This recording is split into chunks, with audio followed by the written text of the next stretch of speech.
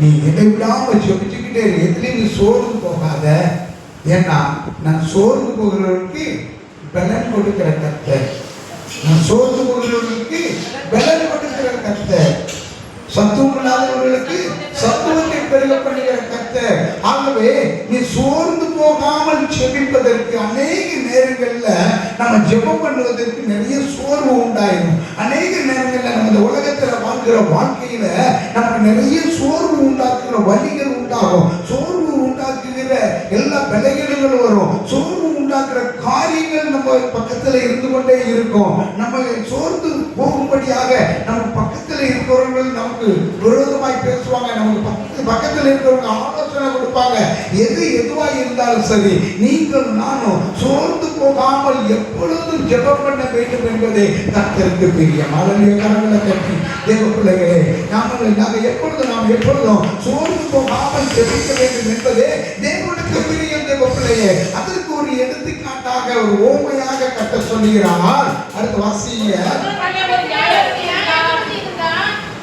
ஒரு பட்டணத்துல நியாயாதிபதி இருந்தான். அவன் தேவனுக்கு பயப்படாதவன். தேவனுக்கு முதலாவது பயப்படாதவன்.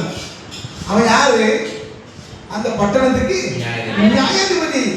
தேவ பிள்ளையே, அவன் யாரு? மனுஷனுக்கு பயப்படாதவனும் மனுஷனும் மதியாதவனுமாய் இருந்தான். இன்றைக்கு நீங்க அநேக காரியங்களை நம்முடைய ஆளுகையில், நம்முடைய நாட்டிலையும், நம்முடைய இடங்களில், தேசத்திலையும் நீங்க பார்த்து கொண்டே இருக்கலாம். அவன் யாரா? மனுஷனுக்கு மதிக்காதவனா? தேவனுக்கு பயப்படாதவனா? அடுத்து என்ன சொல்லிருக்கு? பட்டணத்தில் ஒரு விதவை இருந்தால் அவனிடத்தில் போய் எனக்கும் என் எதிராளிக்கும் ஒரு வழக்கு இருக்கிறது, ஒரு காரியம் இருக்கிறது, ஒரு நிபந்தனை இருக்கிறது, ஒரு பிரிவு இருக்கிறது, ஒரு வழக்கு இருக்கிறது, ஒரு பிரச்சனை இருக்கிறது. ஐயா, இதுல எனக்கு என்ன வேணும்? ஒரு நியாயம் வேணும். எனக்கு ஒரு நியாயம் செய்யணும். நீங்க யார்கிட்ட போய் கேட்கிறா? யார்கிட்ட போய் கேட்கிறா? நியாயாதிபதியிட்ட கேட்கிறா. ஆனா அவன் நியாயம் செய்கிறவன் அல்ல, அவன் மனுஷனை மதிக்கிறவன் அல்ல, அவன் நீதியை செய்கிறவன் அல்ல என்று அறிந்திருந்தும் அவள் அதிகாரத்துக்கு உட்பட்டவளாய், அதிகாரத்துக்கு கட்டுப்பட்டவளாய் என்ன செய்யறா? அவனிடத்துல போய் கேட்கிறார். தேவ பிள்ளையே, கேட்ட பொழுது வெகு நாள் வரைக்கும் அவனுக்கு நியாயம் செய்யறதுக்கு என்னது இல்ல? மனமே இல்ல. ஹல்லேலூயா. வெகு நாள் வரைக்கும் மனமே. இந்த உலகம் அப்படித்தான் இருக்கும். இந்த உலகத்தில் நீ நியாயத்தை எதிர்பார்ப்பீர்கள், ஆனால் அது கிடைக்கவே கிடைக்காது. நியாயம் கிடைப்பது இல்லை. ஆனா உன்னுடைய பிரயாசம் எப்படி இருக்க வேண்டும்? நம்முடைய பிரயாசம் எப்படி இருக்க வேண்டும்? நம்ம சோர்ந்தே போகக்கூடாதான். ஹல்லேலூயா. இந்த உலகத்தில் உனக்கு நியாயம் கிடைக்காது ஐயா. இந்த உலகத்தில் உனக்கு நீதி கிடைக்காது. இந்த உலகம் நேர்மையா இருக்காது. ஆனா நீ என்ன செய்யாத? சோர்ந்து போகாத.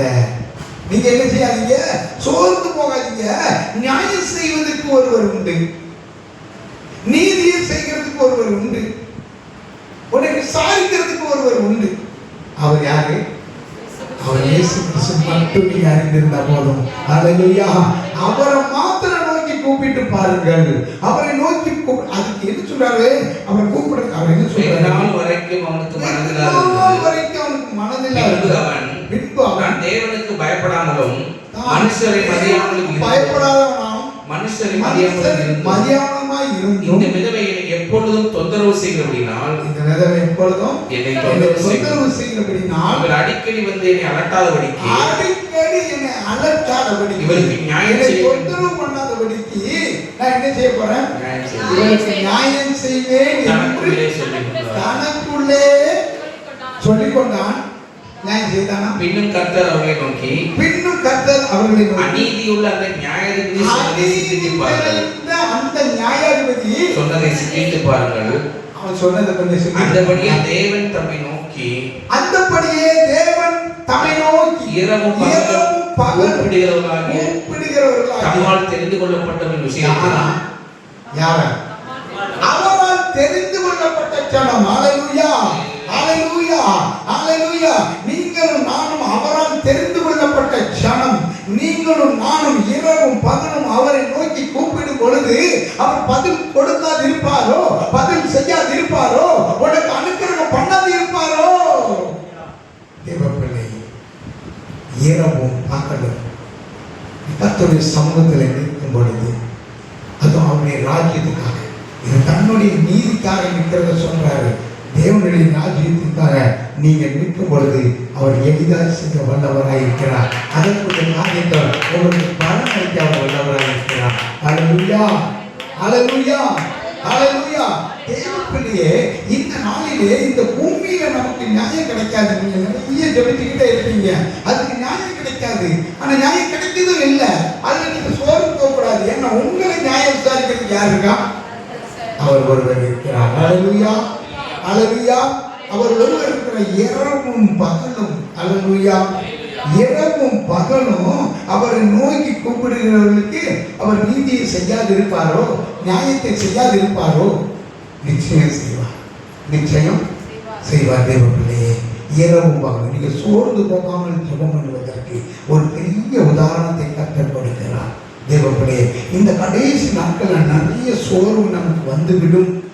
ஜெபிக்கிறதுல நிறைய சோர்வு வரும். அதனால தான் பேதுரு பார்த்து சொன்னாரு, நீங்க என்னவா ஒன்று சாத்தா என்ன செஞ்சான், சொல்லினால புடைக்கிறதுக்கு என்ன அனுமதி கேட்டுக்கொண்டான்.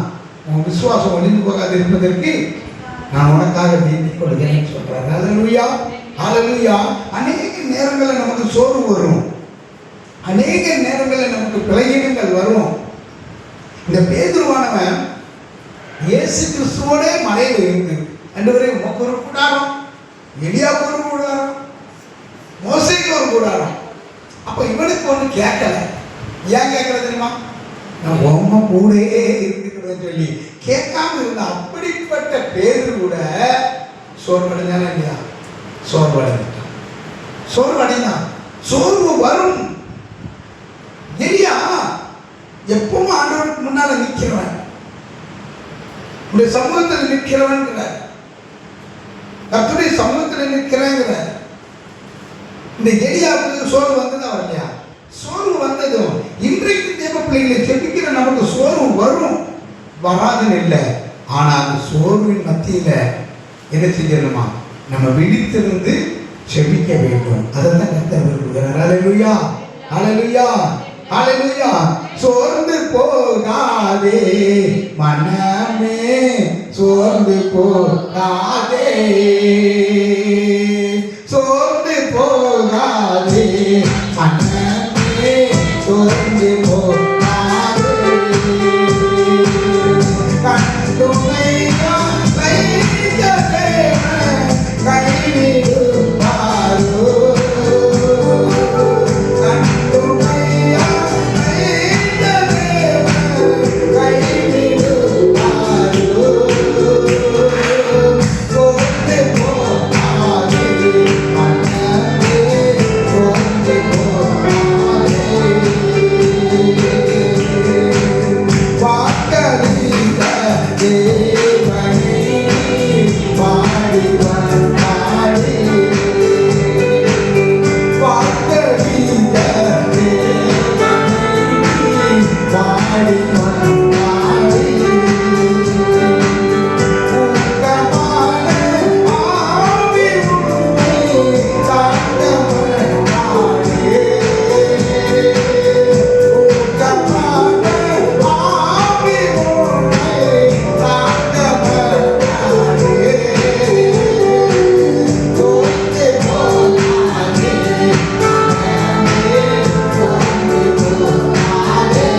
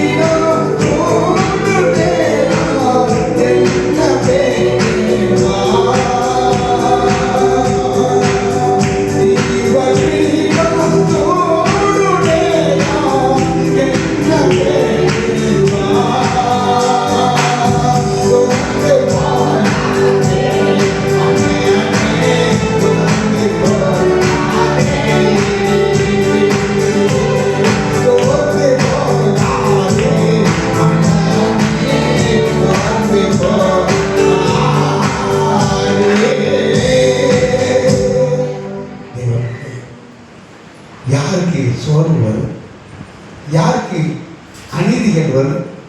யாருக்கு நீதி கிடைக்காது? தேவனை நோக்கி கூப்பிடுகிற பிள்ளைகள் தான். உலகத்தான் அல்ல, உலகத்தான் அதோடு சேர்ந்து போயிடுவான். அவளுக்கு அல்ல, தேவனுடைய பிள்ளைகளுக்கு இப்படிப்பட்ட சோர்வு வருமானால் நீங்க சோர்ந்து போகாதீங்க. நீங்க பலனடையும்படியாக கர்த்தருடைய சமூகத்தில் இரவும் பகலும் காத்திருந்து பாருங்க.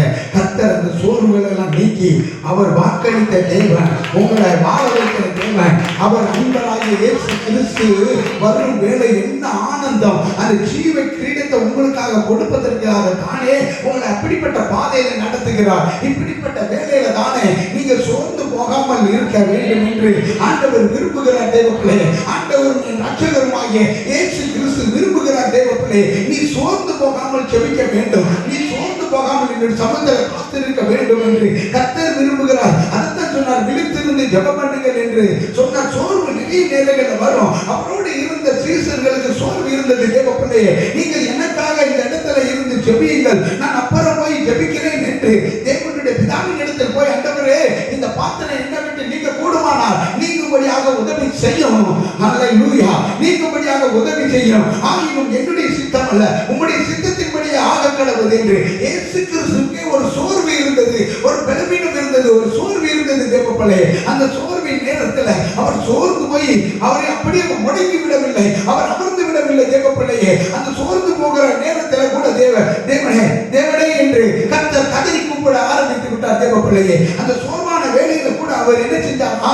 ஆண்டவருடைய சமூகத்தில், பிதாவின் சமூகத்தில் போய் அப்புறமாய் போய் தனித்து இருந்தவராய் தனித்த நிலையில, தனிமைப்படுத்தப்பட்ட நிலையில, பிதாவே பிதாவே எனக்கு ஒரு பெரிய சோர்வு இருக்கிறது, நான் சோர்ந்து போகிற நேரம் வந்து விட்டது, நான் பலகீனமடைகிற நேரம் வந்து விட்டது, என்னை பலப்படுத்துங்க, இந்த பாத்திரம் என்னை விட்டு நீங்கும்படியாக உதவி செய்யும். அவ்வளவு பெரிய சோர்வு, அவ்வளவு பெரிய பலவீனம். தேவப்பிள்ளையே, அந்த வேலையிலே தானே அவர் பிதாவை நோக்கி கூப்பிடுகிற தேவன். பிதாவை நோக்கி கூப்பிட்டார் கர்த்தர், பிதாவை நோக்கி கூப்பிட்டார். பிதாவே பிதாவே கதறுகிற வேலை. தேவப்பிள்ளையை, நீ சோர்ந்து போகிற வேலையில, நீ தனிமையில போய் இருந்து கதறி கர்த்தருடைய சமூகத்துல கதறி கூப்பிடும் பொழுது அவர் செவி சாய்க்கிற தேவன். இரவும் பகலும் தம்மை நோக்கி கூப்பிடுகிற பிள்ளைகளுக்கு அவர் பதில் கொடுக்கிற தேவன். தேவப்பிள்ளையே, ஒரு சகோதரர் நைட் 1 மணிக்கு அடிப்பாரு, 2 மணிக்கு அடிப்பாரு, 2 மணிக்கு அடிப்பாரு. எனக்கு போன் நான் எடுத்து ஜெபிச்சுருவேன். பாம்பேல இருந்து அடிச்சுருவேன், கரெக்டாக அடிச்சுருவார். டெய்லி 3 வேலை அடிச்சுப்பார். திடீர்னு இரவு 1 மணிக்கு போன் வரும், 2 மணிக்கு போன் வரும். அந்த வேலையில கூட எடுத்து ஜெபிச்சு விட்டுருவேன்.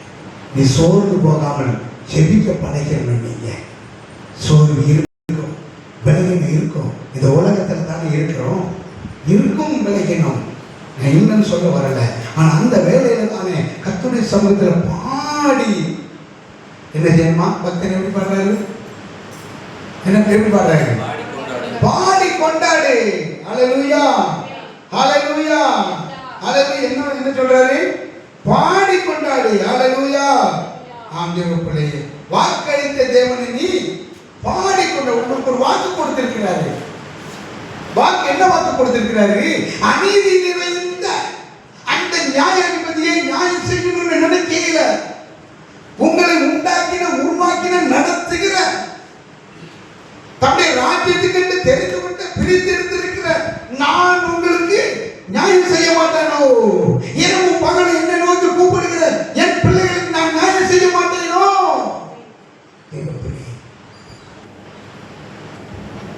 அவர் நியாயம் செய்கிற கர்த்தர்.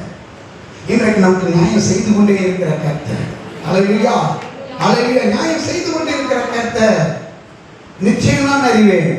ஹல்லேலூயா, ஹல்லேலூயா. நீங்களும் நானும் சோர்ந்து போகாமல் ஜெபிக்க வேண்டும். ஆமா, பிரதேசத்துக்கு முன்னால அங்க தங்கி இருந்தோம் நாங்கள் ஒரு வாரம். அந்த நாளிலே இரவு வேலையில் எல்லாரும் தங்கிடுவாங்க.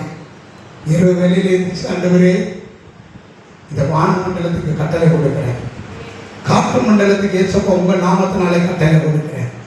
அந்த நாளிலே எல்லாரும் ஆச்சரியப்படுகிற அளவுக்கு அதை அமைதி காக்க வேண்டும். ஆண்டவரே உங்க நாமத்தினால கட்டளை கொடுக்கிறேன் என்று ஜெபித்து விட்டுதான் படுக்கிறேன். எல்லாரும் தங்கிடுவாங்க.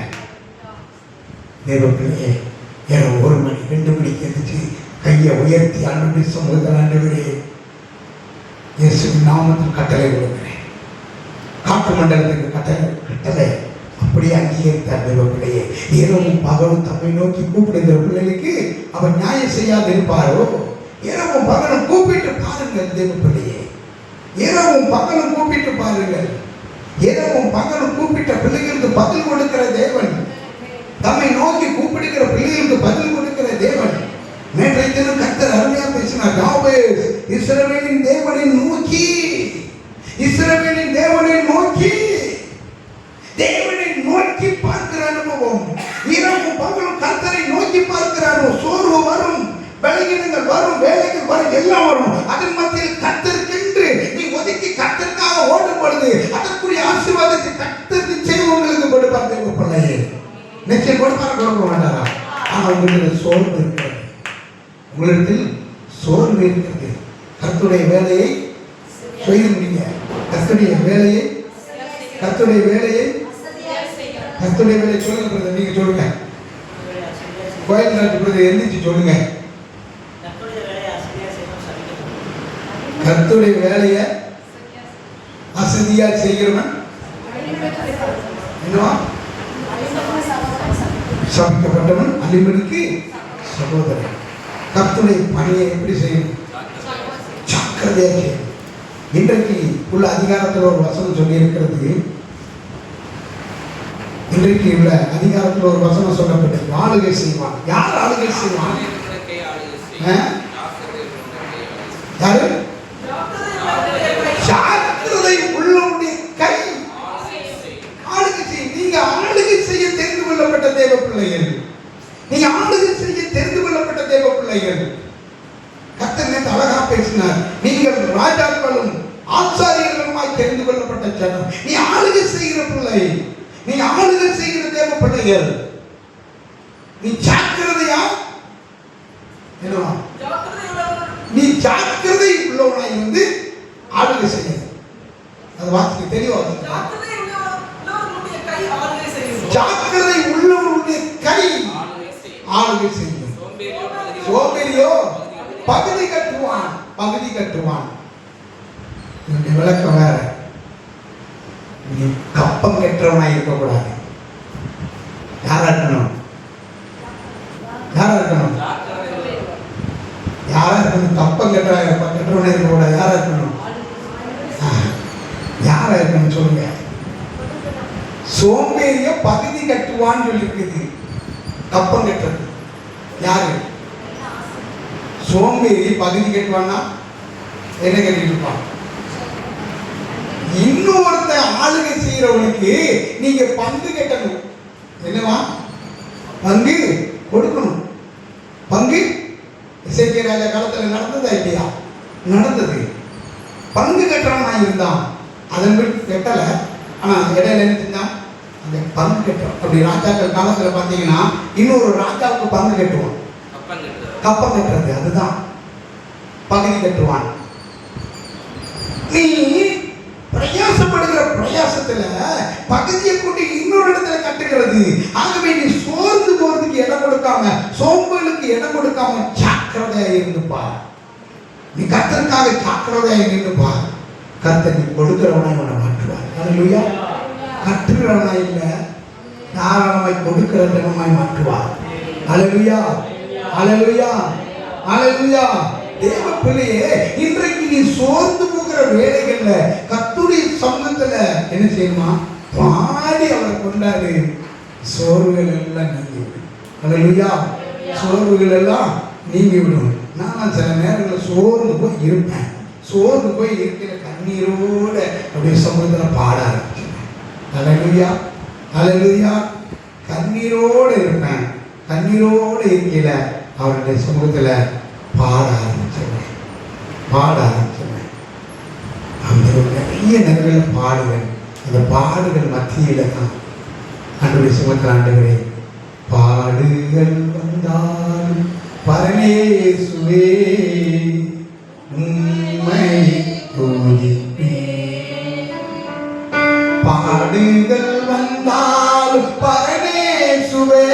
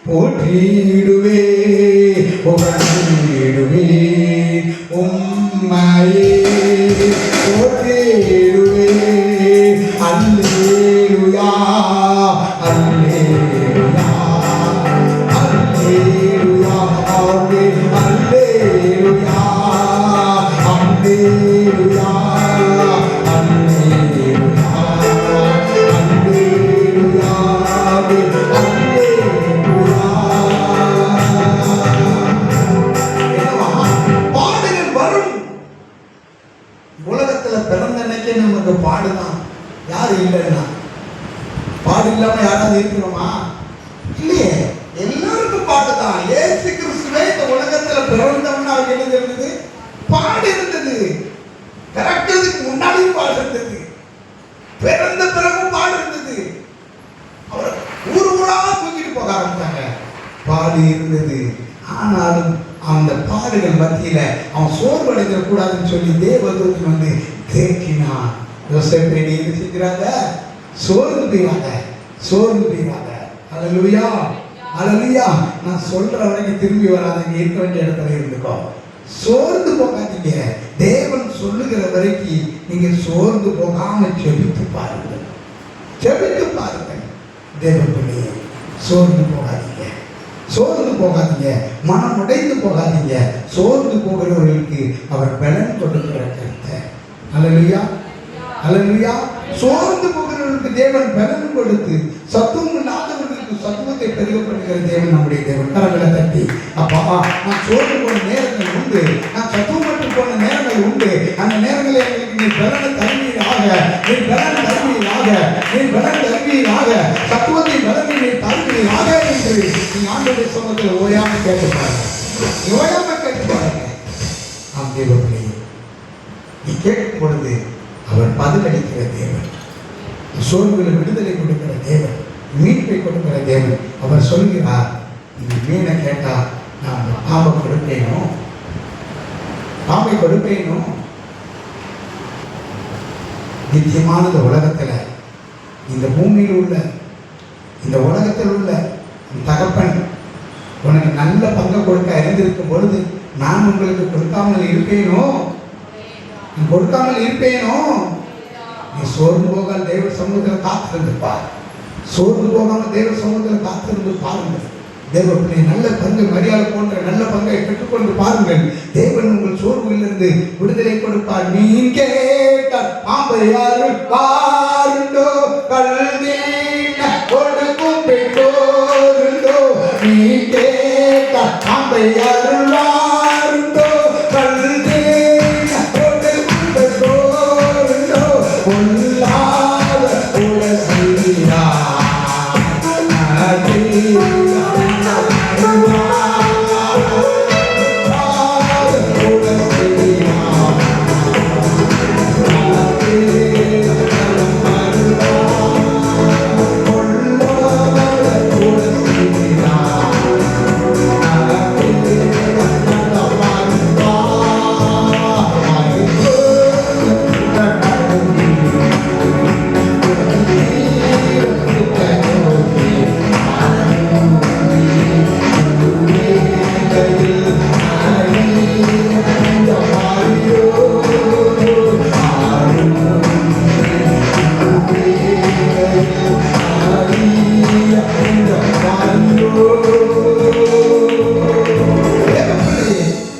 இந்த பூமியில நீங்க உங்க பிள்ளைக்கு நல்ல பங்கு நல்ல ஈவை கொடுக்க அறிந்திருக்கும் பொழுது பரமபிதா உங்களை உருவாக்கின உங்களை படைத்த தேவனாகிய நான் உங்களுக்கு நல்ல ஈவை கொடுக்காமல் இருப்பேனோ. நீ சோர்ந்து போகிற வேலையில நீ என்னை நோக்கி கூப்பிடும் பொழுது உனக்கு நல்ல பங்கை கொடாமல் இருப்பேனோ.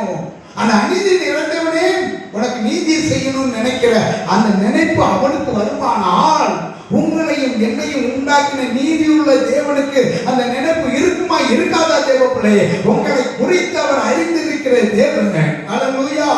உங்களை குறித்து அவர் அறிந்திருக்கிற தேவன். அதனாலதான் யோபு சொல்றான், நான் தேவரே நீ சகலத்தையும் செய்ய வல்லவர், நீ செய்ய நினைத்தது தடைபடாது என்பதை நான் அறிந்திருக்கிறேன் என்று. யோபுவை போன்ற ஒரு விசுவாசம் உள்ள வாழ்க்கை நம்முடைய வாழ்க்கையில் வர வேண்டும். தேவப்பிள்ளையே, நீ சோர்ந்து போகக்கூடாது. நீ சோர்ந்து போகிற வேலையில நீ விசுவாசத்தில் பலன் அடைய வேண்டும். விசுவாசத்தில் நீங்க பலன் அடைய வேண்டும்.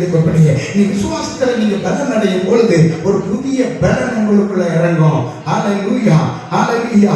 கர்த்தருக்கு காத்திருக்கிறவர்களோ புது பலன் அடைந்து கழுகை போல கட்டையை அடித்து உயர எழுந்து பறந்து எழும்புவார்கள், உயர எழும்புவார்கள். அவர்கள் ஓடினாலும் இளைப்படையார்கள், நடந்தாலும் சோர்வடையார்கள். தேவப்பிள்ளையே, நீ நடந்தாலும் சோர்வடைய மாட்டாய். எப்ப தெரியுமா? கர்த்தருக்கு காத்திருக்கும் பொழுது. காத்திருக்கும் பொழுது அந்த ஏழை விதவை அந்த அநீதி நடந்த நீதிபதி நியாயம் செய்வான் என்று காத்திருந்தாலே அங்க காத்திருக்கிற அவனுக்கு கர்த்தர் ஒரு ஓமையா சொல்றாரு.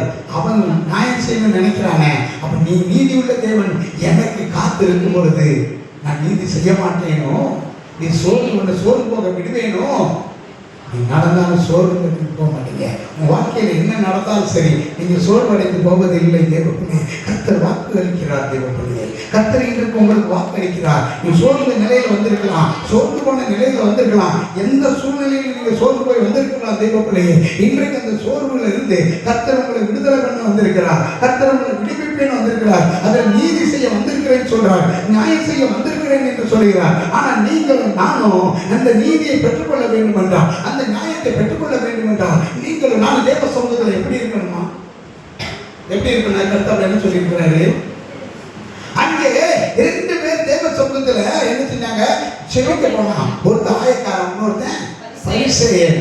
தேவ பிள்ளையே, 2 பேர் ஜெபிக்க போன இடத்துல 2 பேர் ஜெபித்தான். 2 பேர் ஜெபித்தான். பரிசேயன் என்று நாம் தேவனே நானும் பரிகாரர், அநியாயக்காரர், அக்கிரமக்காரர், விபச்சாரக்காரர் மற்ற மனுஷரை போலவும் இந்த ஆயக்காரனை போலவும் இல்லாதபடினா யாரு? இவருக்கு இவரே நியாயம் செய்கிறார். இவருக்கு இவரே நியாயம் செஞ்சிட்டார். தேவன் அதில் பிரியப்படுகிற தேவன் அல்ல. தேவன் அதில் பிரியப்படுகிற தேவன் அல்ல. உங்களுக்கு நீங்களே நியாயம் செய்ய அவசியம் இல்லை. உங்களுக்கு நீங்களே நீதிபதி நியாயாதிபதியாய் மாற வேண்டிய அவசியம் இல்லை. தேவப்பிள்ளையே, நமக்கு ஒரு நியாயாதிபதி இருக்கிறார். அவர் ஆண்டவராய் இயேசு கிறிஸ்து இரக்கமுள்ள தேவன். இரக்கமுள்ள தேவன். அவர் என்ன சொல்றாரு? அவன மாதிரி இல்ல. நான் 2 தடவை உபவாசிக்கிறேன். தினமும் உபவாசம் பண்ணாலும் அதை பத்தி அவருக்கு ஒண்ணு இல்லை. என் சம்பாத்தியத்துல தசமம் முழுசும் கொடுத்தாலும் அதை பத்தி அவசியம் இல்லை. அப்படி தனக்குள்ளே ஜெபம் பண்ணான். இவன் தனக்குள்ளே தான் நியாயாதிபதி என்று வெற்றி நட போட்டு ஜெபம் பண்றான். இவன்கிட்ட சுவாரணை கிடையாது. இவன்கிட்ட தில்லு, ஒரு கெத்து என்ற எல்லாம் இருக்கு. நான் எல்லாம் அப்படி பண்றேன் இப்படி பண்றேன்னு சொல்லி அந்த கெத்தோடு ஜெபம் பண்ணான். ஆனா இன்னொருத்தனும் சோர்ந்து போன நிலைமையில, சோர்ந்த நிலைமையில ஆயக்காரன் தூரத்தில் நின்று கண்களை வானத்துக்கு ஏறெடுக்க துணியாமல் மார்பை அடித்துக் கொண்டு தேவனே